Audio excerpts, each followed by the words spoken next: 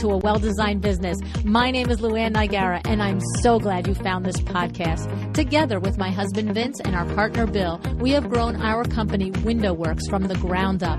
So I know and I understand the challenges you face in running your interior design business.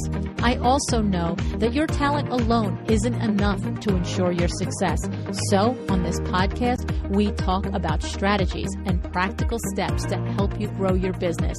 But make no mistake about it, we have our share of fun here too, mixed in with those aha moments that I love so much. This isn't fluff. Nobody has time for that. Whether you are a new interior designer or a seasoned designer, I am here to help you create and to manage the kind of interior design firm that you dream of. It's straight talk and it's action. Are you ready? Let's get started. Hi, welcome to A Well-Designed Business. I'm going to share with you bits and pieces of an email that today's guest sent to me. Starts out, I'm not sure if you will remember or not, but during LuAnn Live, I was the gal who stood up and told my eat, pray, love story. How I was in such a hard space. I was mismanaging my money and doing everything incredibly wrong. Well, seriously, of course I remembered immediately exactly who she was. And if you were with us too at LuAnn Live, I know you too right now are saying, I know exactly who today's guest is, right? We remember this moment of honesty and bravery. And what I also remembered was in that moment, there was a true sense of connection of every one of us in the room. The room got quiet. We all listened to her tell her story. And I know that each one of us could think back to a moment in our business where we had that same feeling of what the heck is going on? Why can't I figure it out, right? I know it. I know it to be true. You know, it is the thing about being an entrepreneur. And so it is moments like that when you learn that other people are going through it, that you at least say, okay, it's not just me, right? But here's the thing. The email continues and she says, it has been truly amazing to see where my business and my life is now compared to where it was in September 2018. And through owning my errors, realizing my own glass ceiling, hindering my own company's growth, acknowledging my weak points and my strong points, and most importantly, through being consistent, getting financial and daily systems and processes in place, and by doing some serious goal setting, 2019 was far bigger than I could have even imagined. So this is the thing. It's the transformation. So we empathize with that feeling of overwhelm. But I want you to tap in to this next feeling and the way that today's guest, Lisa Gilmore, got there. Okay. Lisa Gilmore is one of the Southeast's leading luxury residential designers. She is known for the customized one-of-a-kind interiors she creates for large-scale homes and condos in Tampa Bay and throughout North America. I want you to get ready for a story, one that I really hope, if it hits close to you, that it will encourage you and inspire you to take this action that Lisa has taken, okay?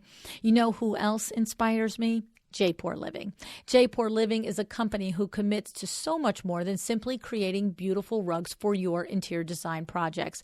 J-Pour Living is committed to the more than 40,000 artisans in India who weave all of the rugs. They're committed to all the employees and colleagues who work behind the scenes. And they're committed to you too, their trade clients.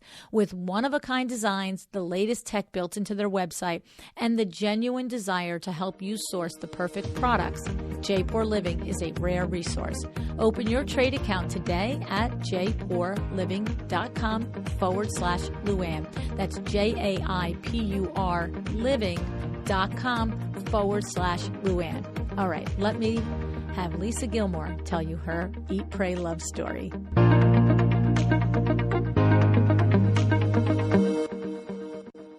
Hi, Lisa. Welcome to A Well-Designed Business. How are you today?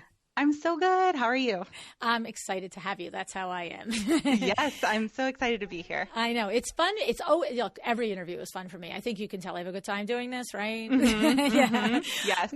But I love it even more when I know you, right? So we don't know each other super well, but of course I've met you before, and I got this amazing email from you with all the things that you have done in your business in the last year and a couple of months. And so I feel like I know you a little bit more than I probably do. So I'm really looking forward to understanding all the backstory of this. I want to tell everybody that I have an email from you that at one point you say to me, prior to 2019, I couldn't break 850,000 revenue in my company. And so, that like perks my ears up right there, because you're like thinking that's not good enough. And I love that. Okay. Because 850K is nothing to shake a stick at. And then you said, I was constantly chasing the next sofa sale. And looking back, I see this was all me, that I was holding us back, fear of money, fear of talking to people about money, and feeling like I was not worthy of other people's hard-earned money. And you said, I'm so proud to say that this year we closed the year, so that would be 2019, at $2.25 million in gross revenue. Yes. And here's the other thing. You say, and the best part is in your email, and I am 110% agreeing with you, all the money is accounted for, allocated, and I have a tax account waiting for the check to be written. So I'm so excited to hear how you did this, Lisa. So what do you want to start us off by telling us about? Oh my gosh. Well, first of all, it's kind of like a little dreamy to like be on your podcast, because I've just been such a fan for so long. And it really has like molded me into being this person and not being afraid of like the taboo things that people don't talk out loud about, and to just being more communicative and transparent. So thank you so much. Oh, you're welcome. But yeah, and so I definitely, I was struggling. I've had my business for 8 years, 8.5 years now. December was 8 years. And, I think the first time I ever listened to your podcast, you always say the sentence, like, you can have passion, but that doesn't keep a solid business. Right. Or however I can't remember the exact words now. But it like hit me hard, and because I was just like, oh my goodness, that's my problem. And no one had ever said that to me before. And I was just so fortunate to have made it so long that my passion was keeping me afloat. But I was running on fumes, and so it was like a time that I just really needed to hear that. And so, I started listening to your podcast and all these amazing people that you have on there. And there's so many things that you just learn and take in. And sometimes it's overwhelming. And then there's other things that you just go and attack right away. And so, so for the longest time, we're a very busy team, and I was just constantly feeling like I was running in circles, and I just felt like we weren't reaping the benefits financially of all our hard work. And I wanted to pay my team more. I wanted to make more money, right. And I wanted to have a nicer office eventually. So yeah, I just had to get like super dirty with it and just dive in to all different things. Well, it's true, because I know you were at LuAnn Live, and we'll talk about that in a minute, because you really floored the entire room when you got up and spoke, and that was really awesome. But thank you. So you've seen me there speak live, and I don't know other places, but I don't say it all the time, but often I will use the analogy that so many entrepreneurs are really just money launderers. You know what I mean? Like, you're taking money in, and then you're paying the money out, and not enough is staying in your bank account. And that really always comes from not managing the back end of the business. And when you do hit numbers like 850,000, you really can look like a real business, and you really can look like you're successful. But, like our friend Michelle Williams always says, your top line number of gross revenue is not what that's a great number, but it's, what do you keep aside for you? What do you do? Like you said, are you using to pay your team at the level that they should be? Are you making money at the level that you should be? Or are you taking in $850 and you're spending $850? I mean, it's, right. But I know from experience, business owners that have done that for 10, 15, and 20 years, every year. And that's got to be such an exhausting life. It is. It is exhausting. It is. I lived it. I can say it is. But for that to go on that long, you know? And that's what's so amazing about you is that you were like, that's it. I'm drawing the line in the sand. I'm going to, rein this thing in, and I'm going to do it the right way. Because it does take, doesn't it take that like full on enough feeling, right? Yeah. I mean, and for me, it was rock bottom, essentially. I had no other option but to get it together. And that's why I was inspired to reach out to you about this because, you mentioned about at LuAnn Live. And I mean, I'm glad that I floored the room and everyone responded well, but I was shaking and sweating so bad. And I don't know what came over me. It was like, I had this like urge to speak. And my friend Jade, who was sitting next to me, she was like, what are you doing? We didn't talk about this. I'm like, I don't know. It's like just having an out of body experience here. I need to share this with people, And so when I did that, like afterwards, I was like, oh my God, what did I just do? I just told everyone that I've been a horrible business owner. Holy cow. But I was so amazed and like humbled and appreciative mostly of the amount of people that came up to me after that at the conference. And some people were crying and telling me that they needed to hear that because they're in that place and they're going to go home and change their life. And people who have reached out to me on social media since then who have been like, you inspired me and I'm so glad I'm not alone. This is how I feel. And people who have checked in be like, how are you doing? I got it together, and I just think that's so amazing. And that's what I love about what you put together is like, it takes away all of the fluff, you know what I mean? It's like, you don't have to worry about like, if you're wearing the most expensive shoes, you're there to learn and be a business owner. And so that's what I loved about it. And I think that's why I was able to speak so openly and candidly. And that's what inspired me because if that many people came and spoke to me about it at LuAnn Live and since then, like there's how many thousands are out there? Exactly. Right. And even in my small group of friends, so I have a really, really, one of my best friends, she's also my attorney and she's been my attorney since the start of my business. Like, thank goodness. Like, and if people don't have an attorney, go do it now. Like you have to have one. And so she's also very versed in finances. And so she was the one who introduced me to the Profit First method. And so then when I met Michelle Williams, because I'd heard her on your podcast, of course, and for some reason, I don't know why, just kind of the similarities didn't really connect for me right away. It's kind of weird how that happens. But when I had met her at one of the lunch breaks and we started talking about it, I was just so floored because I was like, this is working so well and I'm so happy. And so that's how I started talking to her. But my friend who is my attorney, she has been telling me for a long time, she's like, you really need to sit down and learn this. And I'm like, okay, sure. I'll get to that. And I just kept putting it off. But then unfortunately, I went through a divorce in 2017. And, it's funny how like when something like that in your personal life, it creates a ripple effect for everything in your life, whether you believe it or not, And so I thought in my head, like I knew I wasn't that savvy with finances and I knew I was kind of sweeping a lot under the rug. But I really had to wake up because I was living on my own now. And and it was really humbling and kind of a huge punch in the face for me to realize that I actually wasn't this independent woman that I thought I was. And I definitely wasn't financially independent.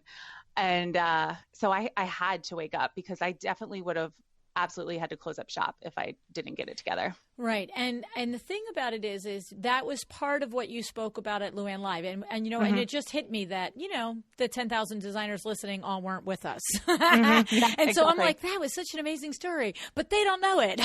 No, we should tell it, I guess. Yes, right? we should. Yeah. And so basically what I said, sweaty, palmed and shaking at LuAnn Live. And it was when Michelle was speaking about finances.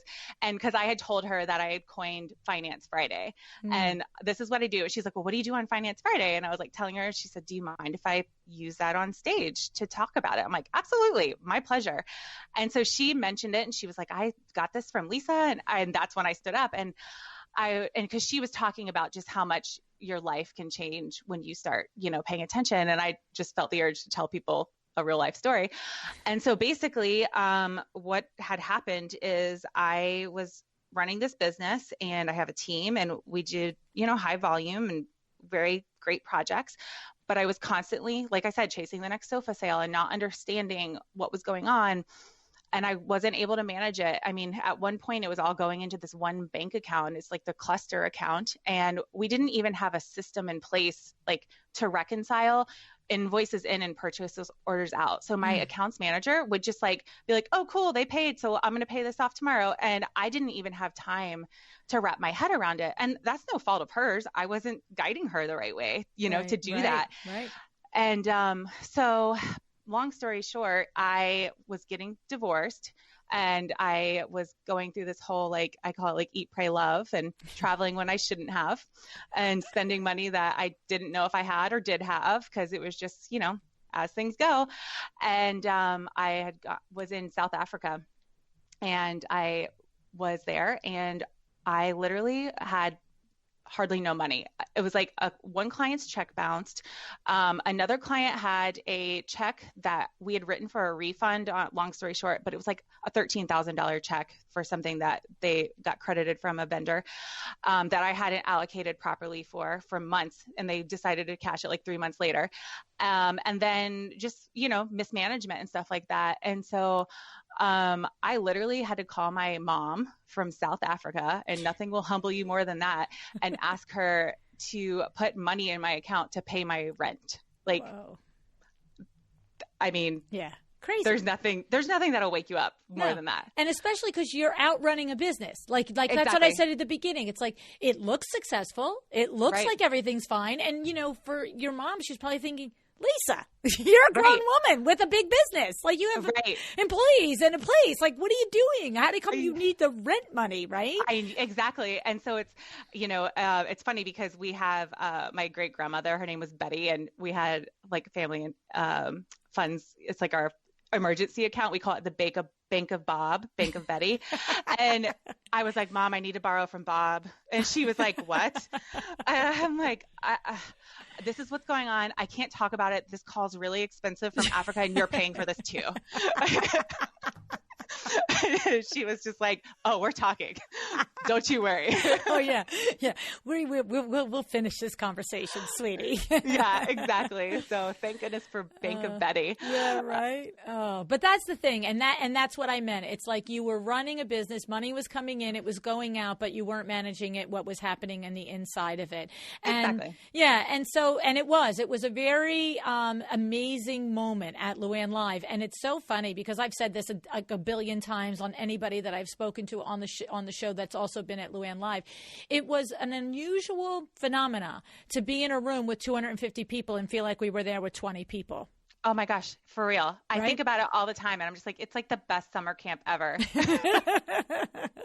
You know, and the thing of it is it was because of that, you know, I want to imagine that you felt comfortable to get up and say that in front of 250 people, because it really did feel like we were there together and that we were connected and that you were just talking, even if you hadn't met the others yet, you were talking to people who were your people. And then to have so many come up to you afterwards and tell you that they've been experiencing the same thing, and to probably the ones who had been that it was in their rearview mirror, that they probably told you, you know, you can do it, right? Exactly. Yeah. So it's a tough lesson. I mean, the thing is that There's no easy way through this, though. I mean, the fact of the matter is that most of us that are creatives are not money finance savvy. Absolutely. And you're right. And the thing is, really what the truth of it is we have no interest in being money finance savvy. I mean, I know it. I'm no different than the rest of you. You know what I'm saying? Like, I get it. But the thing about it is unless you're going to work for someone else, you must address it. And if you don't, you're just a cat chasing your tail. And whether you only do, $10,000 a year and you have no idea what it's doing, or you do nearly $1 million a year and you have no idea what it's doing, it's as futile.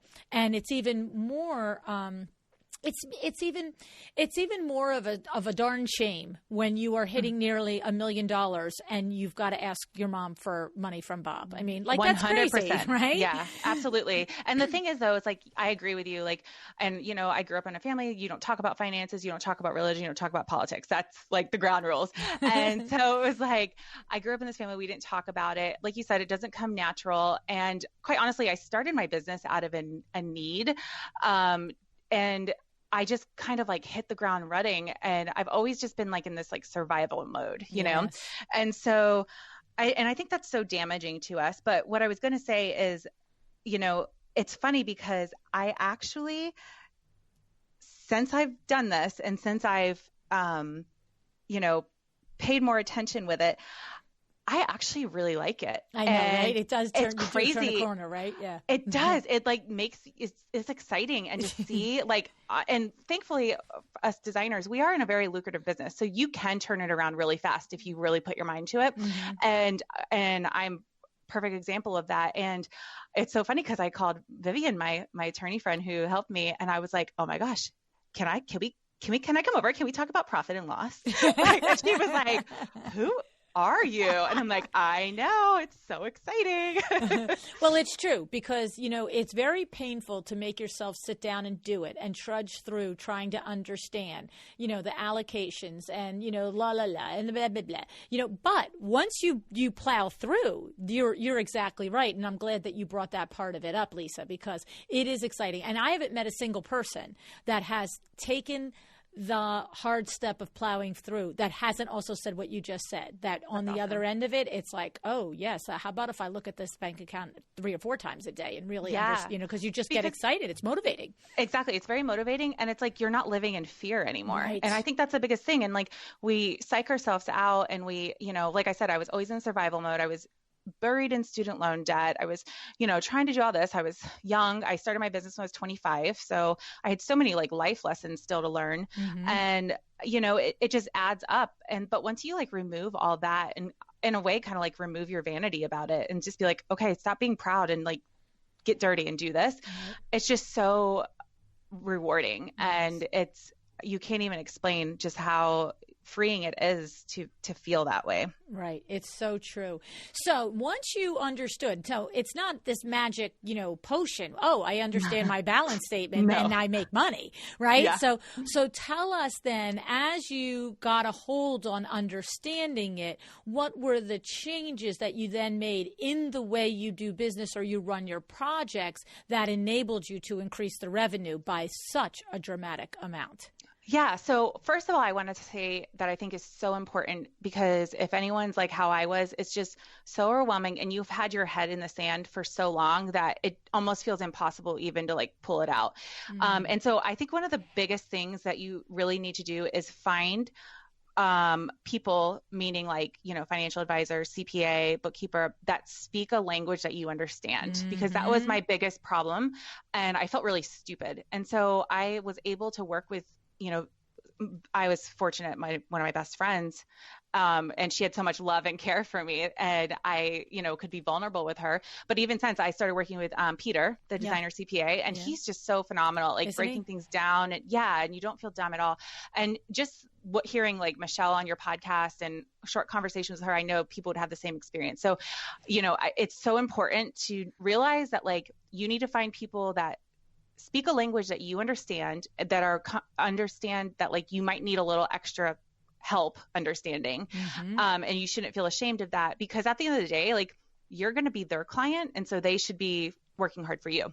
Exactly. So I am like a hard line on that. I don't, when you are the one paying, if you ask somebody a question, I don't care if you ask your window treatment person a question, you ask your CPA a question, you ask your lawyer a question. I don't care. You ask your painter a question. No one should ever either answer you in their jargon and know that you don't understand it, right? Like, there's some people that just give you the answer and they're like, yeah, you probably don't understand that, but that shows you how smart I am, right? And it's like, sorry. Does not show you how smart you are. It shows you what a pompous, you know what you are, okay? Yeah. So that's number one, that they should never answer you in a language, in a way, and they should never make you feel that you are less than because you don't understand. It's like, next, out of the lane, hire somebody else, right? I can't agree with you more. I'm so glad that you brought that up, right? Okay, yeah. good. So that was like, to me, that's huge step number one, because you're just going to give up if you don't have someone helping you that you really trust and understand. So that's number one. So it's interesting because like this whole like finance thing happened at the same time that I was realizing that my systems and processes weren't together. So I was like seeing how hand in hand it was. And I have a personality of like, I get an idea and I just jump and I figure it out on the way down. And, my team is so amazing because they handled that mentality for too many years. And they were just there. Okay, boss, we got it. Probably wanting to murder me in the back room. But anyway, so I realized that and again, listening to your podcast and stuff, that I just didn't have like simple things in place that would make everything else so much easier. I mean, we had like big things in place, like, purchase order, invoice, order, you know what I mean? But we just other things. And so at the same time that this was happening, so my whole like crash of South Africa, we'll call it, happened in September of 2017. Okay. So then I went to Vivian's house and at her kitchen table, and that was October of 2017 when we sat down and looked at everything with a microscope, and she was like, yeah, you got to get this together. So that's when she explained the profit first thing to me. And and so then the first thing I did was go open the 5 bank accounts like that, what they explain. And I want to also say, like, whenever she was explaining the whole profit first model to me, I was like, this is crazy. Like, how, if I don't have enough money to pay my rent, am I going to have enough money to put in a tax account and a profit account and then this and operating, Yes. And I couldn't wrap my brain around it. And I will say, like, the first 3 months were really, really painful because you're digging yourself out of your own hole, Right. And it was so hard. And I just made a process that I didn't have. Was every Friday I sat down with our money in, and then my Kristen, who does my procurement, she had a spreadsheet of money in and a spreadsheet of money to go out the next week that came off those invoices. So, to pay out Bernhardt, whatever, you know what I mean? Right. The drapery workroom was all on there. So I saw a bottom line. And so I would go through the allocations and I'd have our gross revenue and then, take out the tax, all the stuff. And that's what I would do. I'd allocate it all. So then by the time she got to her ordering day, which by the way was something new thanks to your podcast, I was like, okay, well, you're going to order things on Wednesdays and Thursdays and you're going to do check orders on this day. And it was just like mind blowing. Like, it just changed so much for us. So then by the time she got to, Wednesday, when she was supposed to place her orders, like all the money had been dropped from the credit cards or checks deposited, you know what I mean? So everything would have been cleared by then because it was a couple of days. So that was like a big magic point for us. It was like, oh, okay. That makes sense. I love it. Cool. Yeah. And it's so simple. So at the same time, when I was doing that, so since my divorce, I've now in a relationship, and he actually lives in Vancouver. I know it's weird. And you're in Florida. Yeah. So that might be a different podcast, but I'll have to ask you some questions there. I know, right? It's so crazy. So I go to Vancouver, he comes here, we meet in the middle, blah, blah, blah. So in November, around Thanksgiving, my office was closed and I went out for a week to Vancouver, and he was still working because it's not holiday there for them for Thanksgiving, And I literally holed up in his house with the Well-Designed Business book, a paper pad, a Sharpie and highlighters and red pens, and I had all these color codes because, you know, we're so visual. And I completely restructured our entire systems and processes in a week from your book and the podcast. Wow. That's the first book, because the second book wasn't out yet. Wow. Exactly. That's amazing. amazing. And so that was in November. And keep in mind, I'm still like in pain financially. So I'm like, okay, it's going to be fine. It's going to be fine.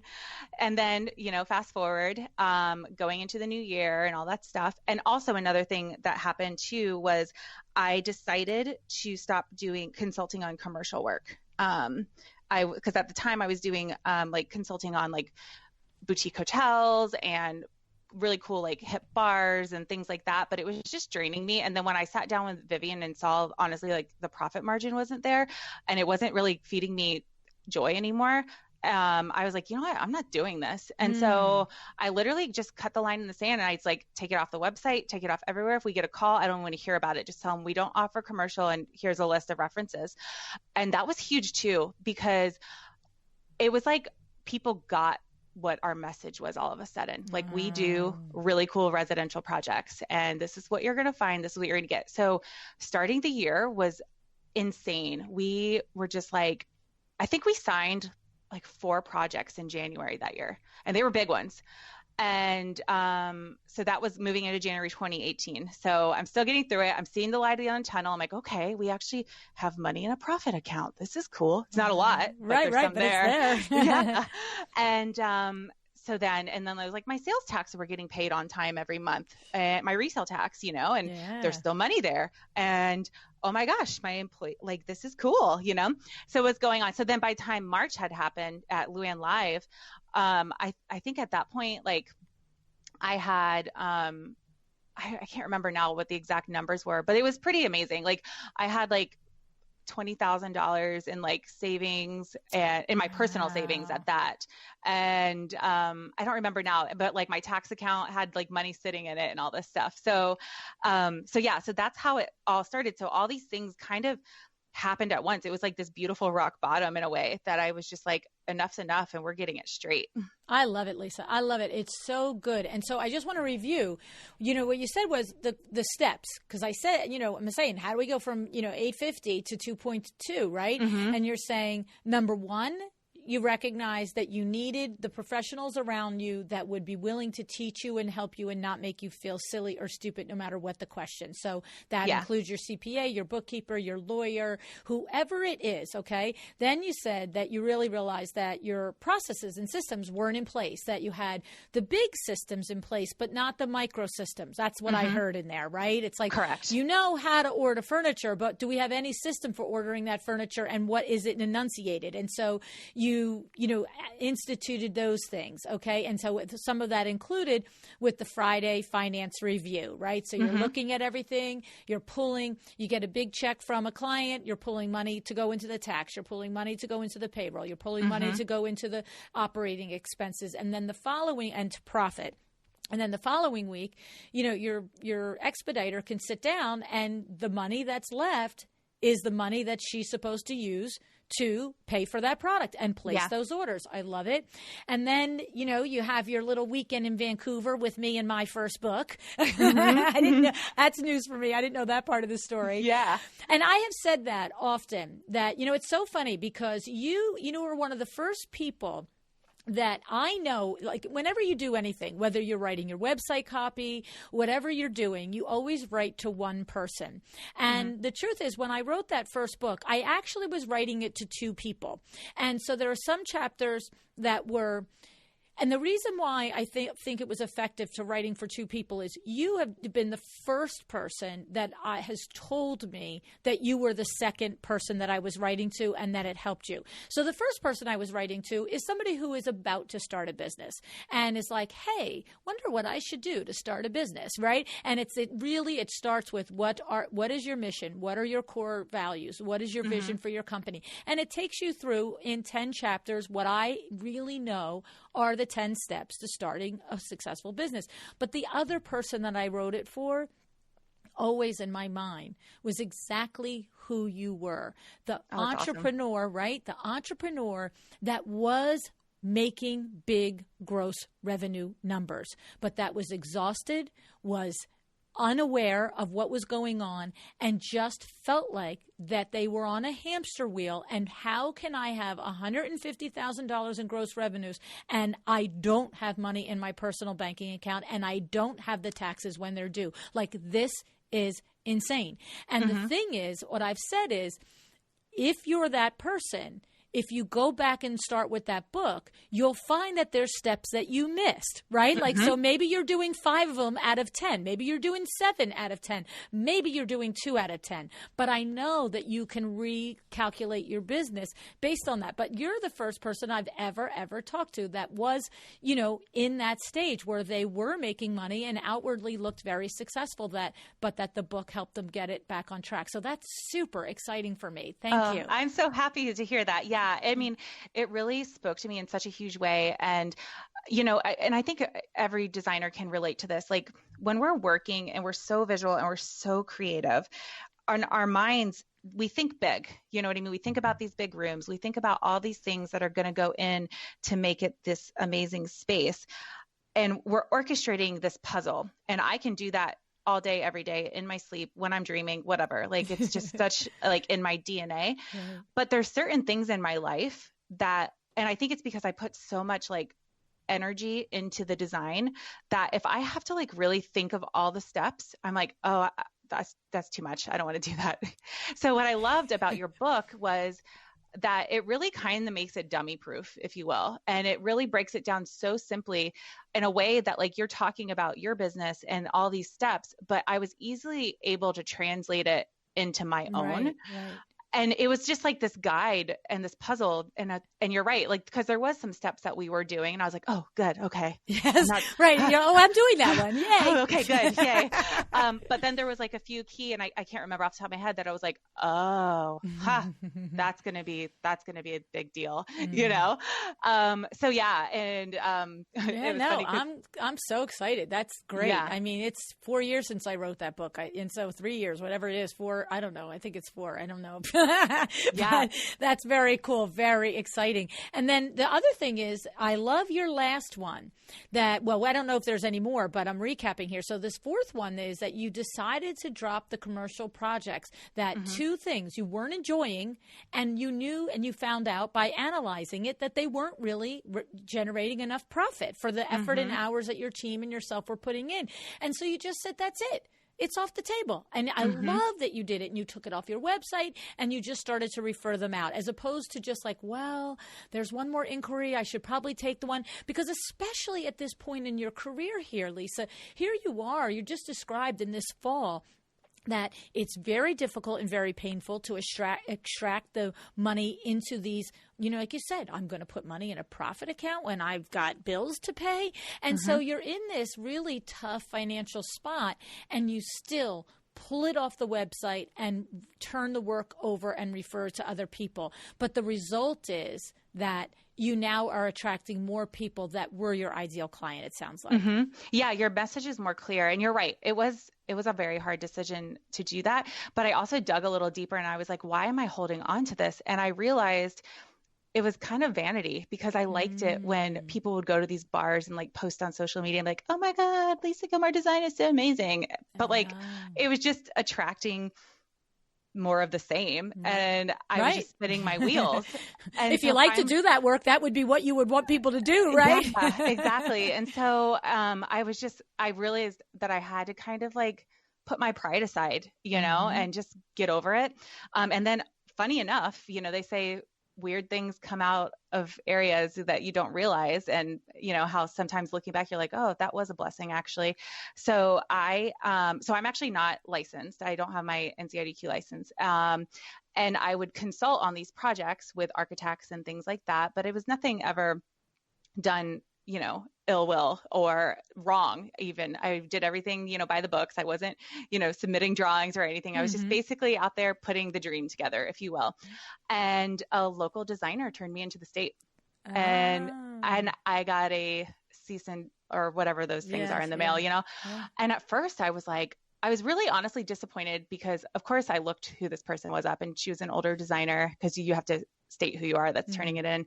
And I was really disappointed that like she did that rather than reach out to me and be like, hey, So, Yes. I see you're doing this. I just want to make sure you're covering your bases because this might not be ideal. And I could be like, oh, no, actually, I'm totally fine. This is what I'm doing. Because if she would have dug deeper, she would have seen I wasn't doing anything Right. You illegal at weren't all. signing the drawings. Yeah, and exactly. Stuff, I right? wasn't doing anything, and everything was running through the proper people to be, crossed and balanced, whatever, Yes. checks and balanced. Yes. Yeah. And so I was really disappointed, especially from like aspiring to have like a really great design community that as someone who could potentially have been a mentor didn't take that action, and she just did that. And I was just like, man, that really, I don't know, that really stuck with me. So at first I was mad, you know what I mean? And then I was like, oh, I'm going to fight this and blah blah blah blah. Of course I had to like have my attorney, we wrote all these letters and submitted all this documentation, and it was dismissed, and they're like, okay, yeah, no problem. But then after that I was like, maybe that's also a sign, like I really don't want to do this. And I kind of needed to be pushed. So, yeah. And so then when I did that, like, it was just such a hard stop. And we still get so many inquiries for commercial like work because we did some really cool spaces. And I'm just like, nope.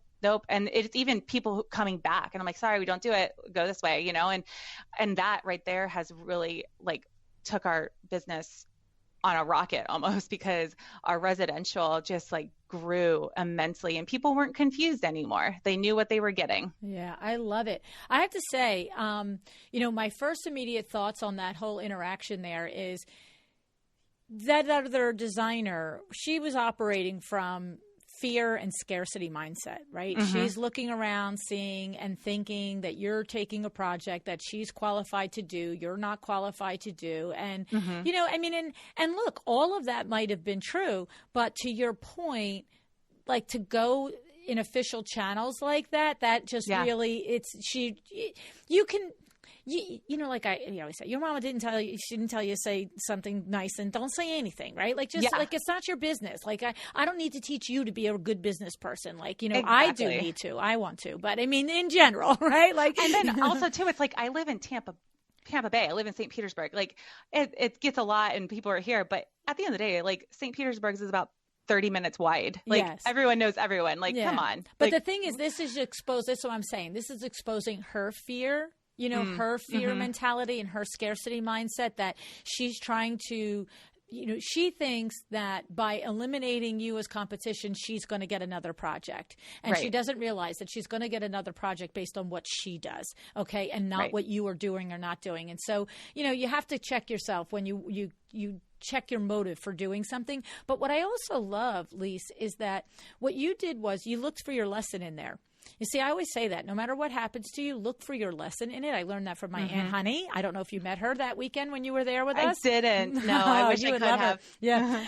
But the thing is that despite being really mad, which who wouldn't be mad if something like this happens, and then despite ultimately being legally right, you looked for your lesson. And the lesson was, I was already feeling like this wasn't my lane. And so why don't I just put all of this anger aside, put my righteousness aside, put all this and just say, yeah, this is like the final straw that I needed to just do this and move out of this. And so I love it, because it takes a minute to be self-aware enough to look for a lesson when you are in something, that wasn't just like, some girl said something mean about you. Like that's a lawsuit. Like that's a big deal. Yeah. You know what I mean? When you put yourself in that position as a business owner and thinking that you've been served papers by the state and you've got to support and, defend yourself, this isn't just like, should I take the high road? It's, and so it takes a little bit more to see a lesson in something as big as that. So congratulations on you that you had the moment to do that. I'm glad for you. Yeah, no, awesome. And so this is your fourth step, is that you've leaned into the projects that you prefer and like. And then beyond those steps, Lisa, were there other things? Did you tweak with your margins, with your fees? Like, did you do anything else? Because that's still a tremendous amount of growth. I mean, over $1 million. I don't know if it was 2016 or 2017 that I decided to go hourly, because I was flat rate, and that was death. Like, seriously, like, I know designers don't like tracking their hours. Get over yourself and track your hours. You're going to make so much more money. And like, it was just death. And so we switched to hourly, and I can't remember what our first hourly, it's like maybe like $150 an hour. Then I gave us a raise because I was like, you know what? We're worth more than this, and I want to attract more. So I did a raise to $250 an hour. Wow. And it was scary, but then they started coming, and we've been at $250 an hour for over a year now. We're actually considering another increase. And we also did a heftier retainer up front, because I felt like, clients need to have their skin in the game a little heavier to know that we're putting a lot of work in for them. So that happened. Another thing I did, so then also I cracked down on my team and monitoring their time billing and their hourly billing, because they weren't being very thorough with it. And I kind of turned into like this awful micromanager boss about it, but I had to, and they get it, they're appreciative of it now. And so we got our hours right, because they weren't billing that accordingly. So that happened. And then also, I did, and the other thing is I also run my business in a thought of I want our designer fees, our company rate, to be able to sustain our business. And I believe that's so important. And so when I meet with clients, I tell them yes, because of course everyone's like, oh, do you make money on margin, blah, blah, blah. And of course we do. And so I always tell them there's not a magic percentage. We always hope and strive for the client to obviously have a little bit of savings, because that's the benefit of working for us. But at the end of the day, I am a business too. However, I don't want clients to ever feel like I'm presenting something to them because I do have a higher margin on it, because the reality is I love to go antiquing, and I love to go to Paris and, find something. And so I want to be able to feel good that I'm being compensated for my time to do that. And they're getting a really cool item, and they don't have to worry about that I showed it to them just because I have a higher margin on it. So that's a huge part in my transparency with clients and our business model. So our margins are all over the place, and so there's not really a good answer for margin, unfortunately. Well, it sounds like it depends on if it's something you're buying at stocking dealer or regular designer discount, or you're buying it antique, from somebody that you met in Paris, right? Right, exactly. Oh, and to answer your point too, I actually did. There's a local designer here, and he has a showroom, and so he offers a program for designers to buy at his stocking dealer. So I do take advantage of that. So that was helpful too. Oh, that's good. Okay. That's terrific. All righty. So lots of good changes. And basically it starts with, is my guess, is once you're really looking at your finances and understanding what's happening, then you can see that, wait a second, if we just raise our rate, then we're going to make X amount of you can finite it out. I remember Claire Jefford one time was at our showroom at Window Works doing a lunch and learn with us. And she did this exercise, and she was just like, what if, and I've repeated the exercise on the show but it's been a long time. And she said, what if you were a designer, and she took a relatively, low number just to prove a point, right? So you're $250 an hour, right? But let's just say $85 an hour, because I think it is more likely, I think everybody is likely to not bill their proper hours if they are not tracking them. See, I think once you really take the time to track them, to your point with yourself and your team, then you're more inclined to say, we did work 12 hours a week on this, as opposed to we probably worked about 12 or 13, but because I'm not 100% sure, we'll probably say 9, right? That's where that little rub is. But what she said was, let's just say you're $85 an hour, and let's say you gyp yourself of 3 hours a week, just 3. So you should have given a client 12 hours. You give them 9 because you just feel whatever. She said, take that to 50 weeks a year that you work. That's $12,750. That you just let go by the wayside. Yep. Now take 250 times 3 times 50. It's $37,000 a year. That's a salary for a bookkeeper. Oh, yeah, exactly. And so the crazy thing is, and I love that you just did that exercise, is because it's exactly what I did. And once I understood my numbers and understood where I was going wrong, and I did the math for the hours and what we should be making and what I was paying in payroll, I literally almost threw up. I was just like, oh my gosh, like, holy cow.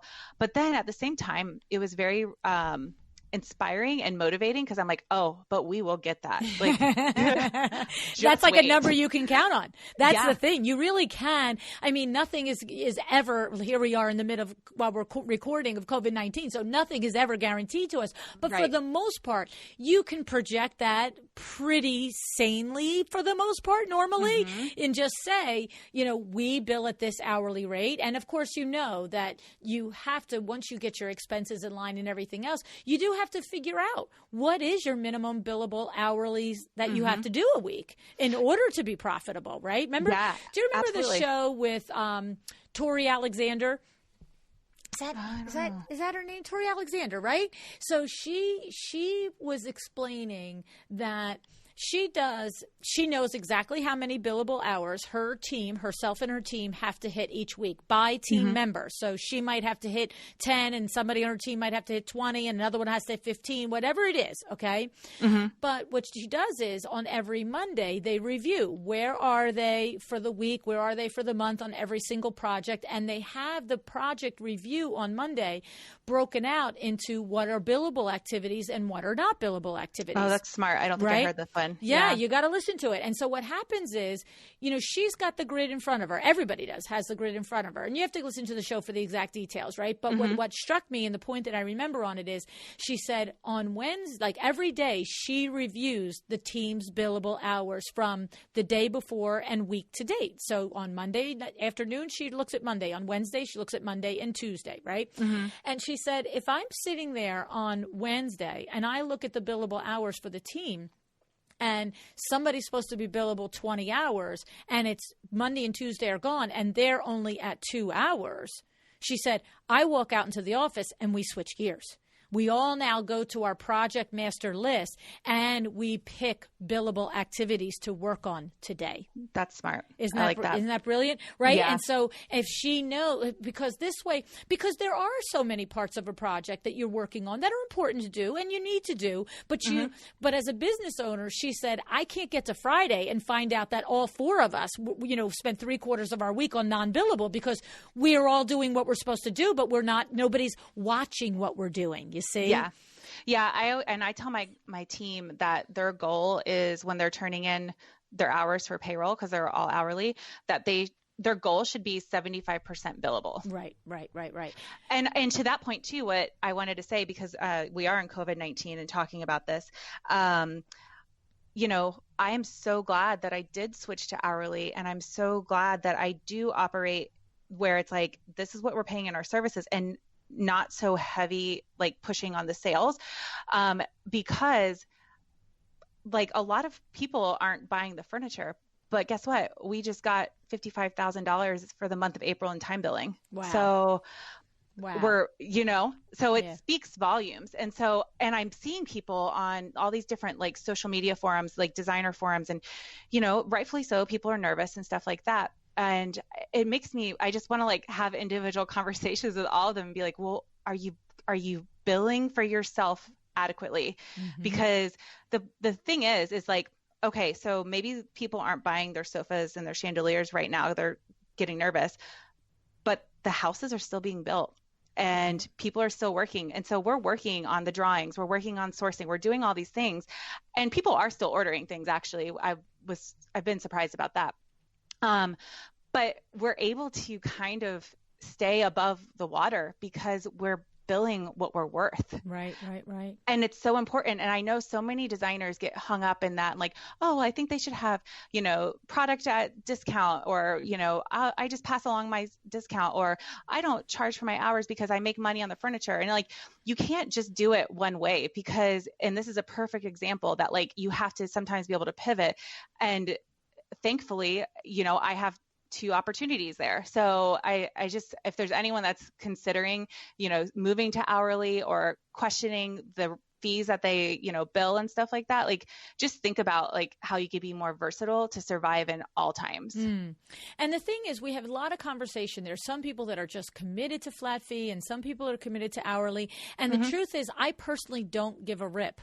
Like, I just want you to make money. Like, of course, whatever works for your firm, as long as you do it and you do it with your eyes wide open. See, Right. that's my thing, right? It's like, if you're successful at hourly, all day long. If somebody else is successful at flat fee, all day long. I just have the problem with any business owner that does any kind of billing that just doesn't have any relationship to what it's earning them. You know what I mean? Right, exactly. And that's the reason why I also had to give up, flat rate, because I wasn't doing the homework to figure out if I was actually accurately figuring out that number. Yeah. I was just like, oh, that sounds good, Yeah. So if you're doing flat rate and it works, good for you, because that's a lot of work that goes into figuring out all that stuff up front. Well, but you should be keeping your data. You really should be. Yeah. I mean, you are, right? Right. You mean, if you're keeping your data. So if you're like, hey, typical 5,000 square foot house, build up from the ground up, XYZ, good, better, best type of design, whatever. Like, in other words, if you keep your data, Lisa, if you ever wanted to switch to flat fee, it should be a pretty easy conversion for you, because your flat fee is still going to be based on the hours it takes you to do it. Yes, I agree with that. And I guess I was more talking about like before the South Africa crash. Oh, okay. Now I definitely would feel comfortable doing that for sure. Right. Yeah, because flat fee isn't just, let's pick a number. That feels good. That seems like a lot of money. Let's say that. Yeah, exactly. No, that's not, sorry. I was misleading with that. Okay, good. You're right. All righty. And then what's next? I mean, what's the next horizon for you? Do you have, I'm sure, I'm just going to speak for me. I'm 39 years in business and there's still things I'm tackling. So do you have things that are on your list, Lisa, that you're still like, okay, I've really got a handle on these, but there's other areas, or just new goals that you've set for yourself and your team? What are you thinking about? Yeah. So I'm such a goal nerd. Like, I have a whiteboard and I write goals every month and stuff like that. And I have a vision board that has everything and stuff like that. And another thing, I forgot to say, which is such an exciting thing. After all of this, with the year, I actually moved into a new office. And so we tripled our space and totally gutted it. It's in downtown St. Petersburg, totally gutted it. And I paid for it all with cash, which is that's so fun. Amazing. And so that's a huge celebration point, And then also, whenever I was doing my taxes this year with Peter, it was the first year that I actually had everything done early and didn't have to file an extension. I couldn't believe it. And whenever we had the call and he's like, all right, well, he's like, you did good. You really turned your business around. I'm like, I know. I'm pretty excited about it. That's awesome. And so he was like really complimentary, and he's like, well, it's a big number that you owe. And I'm like, just tell me the number. I have the money. And he's like, well, we can talk about payment plans. I was like, no. I'm going to write it. I'm ready. Like, what is it? And I was like, just like waiting for him to tell me the number. He's like, oh, it's $47,000. I was like, cool. And he's like, oh, okay. You're fine with that? And I'm like, totally fine. And I was honestly kind of sad that he did it. He filed it electronically for me, because I really wanted to write like a real check and sign it. I love that. That's so awesome. That is so awesome. And it's funny because it reminds me of my bookkeeper. Every single month, my bookkeeper will say to me, hey, this is how much is on your credit card. How much should I pay? And then I always come back and I say, okay, just let me go in and just double check all the charges. Like, we do it all the week long, but I'm not good at remembering. You guys know me with numbers. And it's like, if I have to check it 20 times, I'll check it 20 times. And then, and I'll say, you check that all the charges look good. I'm going to check again. And then she'll come back and she'll say, okay, so, it's 28, 52, 68. How much should I pay? I'm like, the whole thing. like, nice. Like, pay the whole thing. And it's so many months now. And I'm like, it's never going to change. It's always going to be the whole thing. Yeah. But I love that she still checks with you. Oh, yes, of course. Sure. Of course. Because that would be the 1 month that I'd be like, no, I didn't want the whole thing. Right? Yeah, exactly. But it is nice to pay your bills, right? Yes. It feels great. So nice. Yeah. So nice. Yeah. And so for us, like, every day is evolving and we're learning and pivoting, and COVID-19 has definitely taught me, a lot of things. Actually, I was just on NBC News's social media channel yesterday. Oh, excuse us. I know. It's so exciting. So I was reached out and it was talking about small businesses and the coronavirus and kind of like how you've been impacted, how you're pivoting, what you're hopeful for. So it's like a 9-minute little video on their IGTV. Yeah. And so I'm honestly like, some people might want to, smack me for saying this, but I'm kind of grateful for this experience because it really has shown me like, okay, we are so strong here. We are a little weak here. And really to be able to like expose that and stuff. And I'm just so proud of my team. And we have such an amazing, energy together, and we really tackle so much. And so I'm really excited about that. And one of the things I'm really working on is just like really developing like an insane client experience where they're just like going crazy. And so I actually have told the team, so I gave them homework and they had to watch on Amazon Prime this documentary called Scatter My Ashes at Bergdorf's. Oh. And it's so good, so inspiring. And I said to them, I was like, girls, you better watch this. I said, because we are going to be the Bergdorfs of interior design. Wow. I said, so get ready. And so now we have our team meetings and we're going to implement 5 minutes, like Bergdorf minutes, and like brainstorm ways to like up level every single experience that the client goes through. And so, so it's pretty exciting. I love it. That, Lise, that is literally one of the rewards for doing all the hard work that you've done in the last couple of years, that when you're asked what's your new goals, what's on your plate, what are you tackling next, when it's such an elevated thing that you're tackling, right? Like, I want to make my client experience insane. And the thing is, everybody wants their client experience to be insane. But if all the other work isn't done, you really, can't spend your time and energy there. Right. And if you do, and you do create insane experiences, one-off experiences throughout the journey for your client, but you're not maintaining the process as a great experience, it's sort of like, who cares about the little present that you sent because you were, 3 weeks late and doing all the other stuff, right? Exactly. So, to just be in, what I'm hearing in my head is the catbird seat. It's like, we have done so much work that has contributed to our foundation that we are now like picking at the top and saying, let's go here. So we're decorating awesome. The cake. Yes, exactly. I love it. I love it. See, when you just said that, decorating the cake, that's when I wish I could have fun titles for the podcast episodes, right? Wouldn't that be like, let's decorate the cake? But except if you were running through my queue, you'd be like, what the heck is that about? I'm not listening to that. That's so funny. So I have to put these crazy titles on that are like so boring, but so you know exactly what you're getting. But yeah, totally. But I do that, and I don't begrudge it, because like I listen to podcasts too, and I scroll the title, and if the title isn't, if I don't get what the show is from the title, I don't listen. So, but there's every once in a while, I wish I could pick a fun title like that. Like, let's decorate, let's put the icing on the cake. I love that. Oh, man. Anyway, well, Lise, I have to tell you, I'm really so thrilled and happy for you. I'm so glad that you did share your story both at LuAnn Live and here, because just like at LuAnn Live, where you got lots of people who felt inspired and, really related to you, like you said, coming up to you in tears and saying, that's my story too. I'm sure it's going to happen here with the podcast as well. And, that's how it is. We all have to realize that we've all pretty much been in any horrible place that you can think of before. It's like getting out of it is how you stand here and you stand on the other side and you look like you have it all together because you've done the hard work. So congratulations, Lisa. And thank you so much for sharing it on the show today. Of course. Oh my gosh. Thank you for having me. This was so much fun.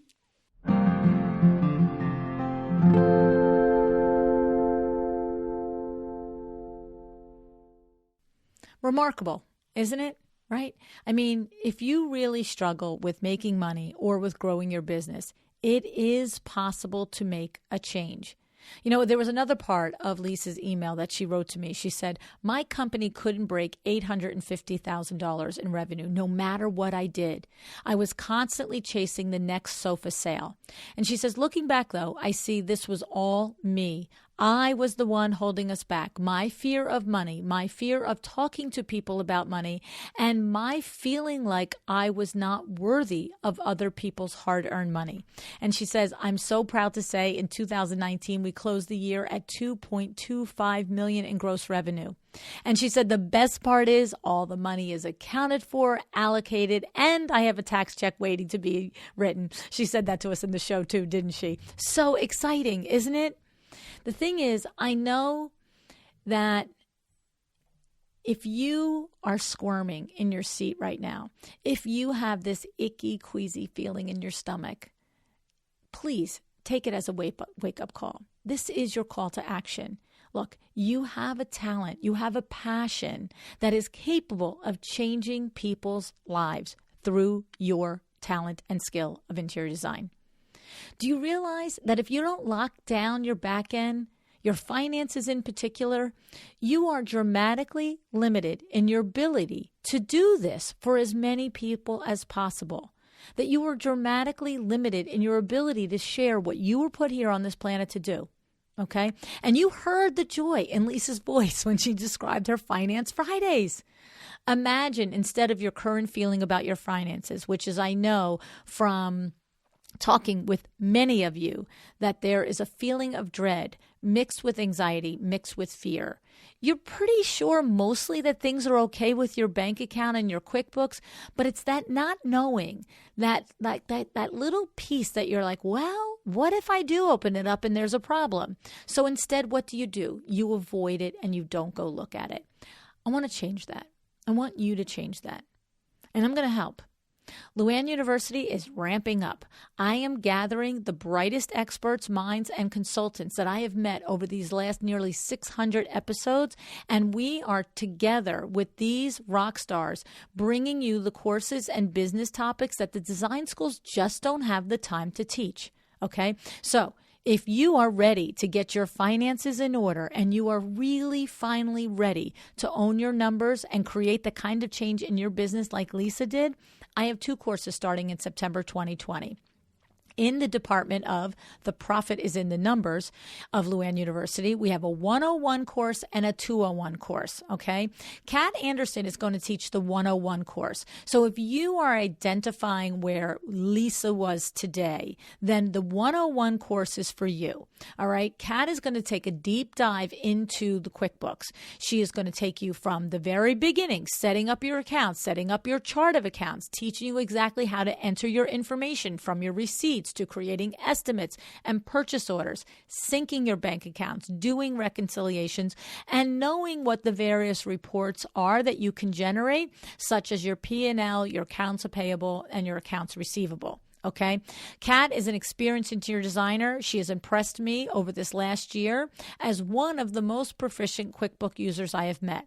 Okay. She has spent money and time. She has invested both of these from the very beginning of her career in learning QuickBooks inside and out. Okay. Years ago, she would take courses on it and then she would pay for one-on-one coaching. And I know that this is one of the foundations of her success. Kat's firm completes anywhere from 18 to 22 design build projects a year. And here's the kicker. She runs a solo firm with a few virtual consultants. She has a virtual design assistant and a virtual CAD person. But think about this. Think about all the moving parts, all the billing, okay, on all of these projects, which are from the ground up. And she can specifically do this because not only does she have a highly organized approach to everything she does as far as the project is concerned, but she has a highly organized approach to how she handles her money. And how do I know this? Well, Kat has been one of my chairman of the board clients these last 7 months, and I have had a front row seat to the inside of her business.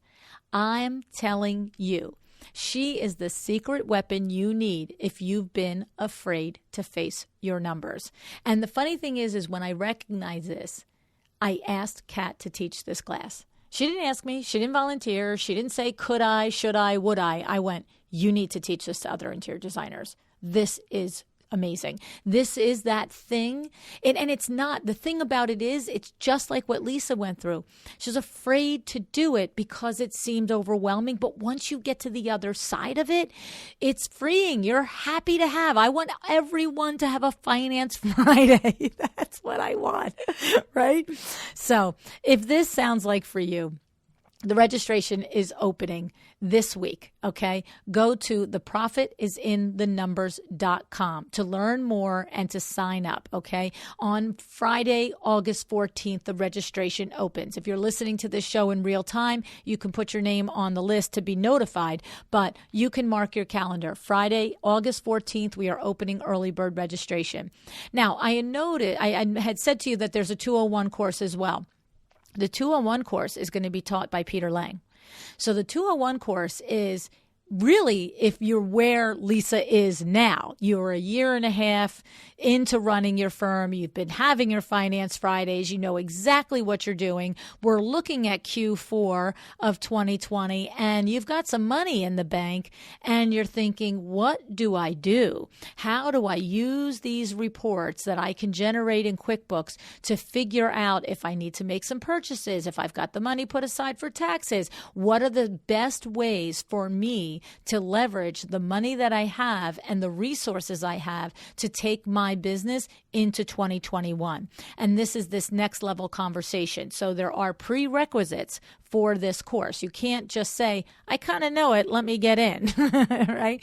So again, just go to theprofitisInthenumbers.com and you can sign up to learn about it. And then on Friday, August 14th, the registration will open. We're going to start these courses in September of 2020. 6 weeks live taught via Zoom. You know me. It's about the conversation. I know I want you to be able to ask questions, interact, live Facebook group, for support on in between, homework, worksheets, the whole 9 yards. Okay.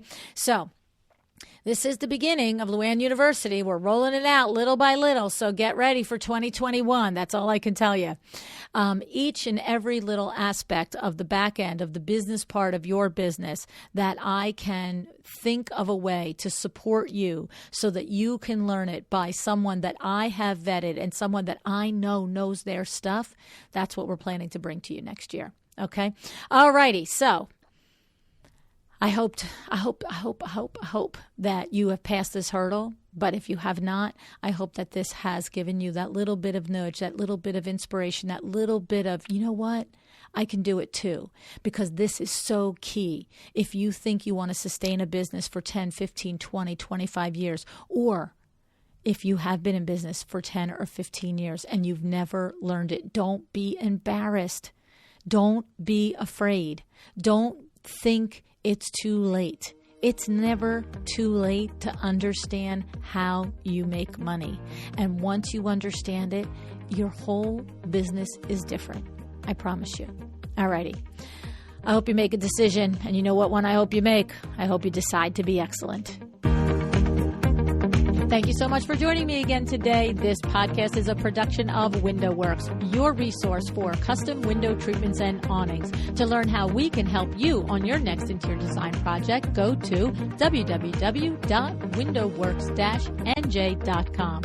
And if you're interested in working with me on your business, either through masterminds or one-on-one coaching, or you want to know how to get my book, The Making of a Well-Designed Business, or you just want to know what's going on in the podcast land and where I'm going to be. All of that is found at LuAnnNigara.com. Thank you so much. Have an excellent day.